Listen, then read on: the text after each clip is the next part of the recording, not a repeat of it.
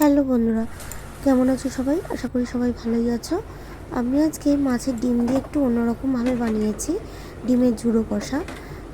সবসময় মাছের ডিম আনলে আমি মাছের ডিমের বড়া বা মাছের ডিমের ঝাল বানাই, কিন্তু আজকে ভাবলাম একটু অন্যরকম করে করি। তাই একটুখানি সেদ্ধ করে নিলাম, একটু লেবু দিয়ে জলের মধ্যে সেদ্ধ করে নিলাম যাতে মাছের আঁশটানি গন্ধটা না থাকে।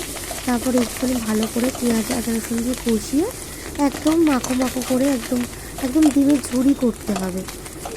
খুব সুন্দর পরিমাণ মতো নুন, হলুদ আর একটু লঙ্কা, কাশ্মীরি লঙ্কার গুঁড়ো আর একটু টমেটো কুচি দিয়ে ভালো করে ভাজা ভাজা করে কষাতে হবে।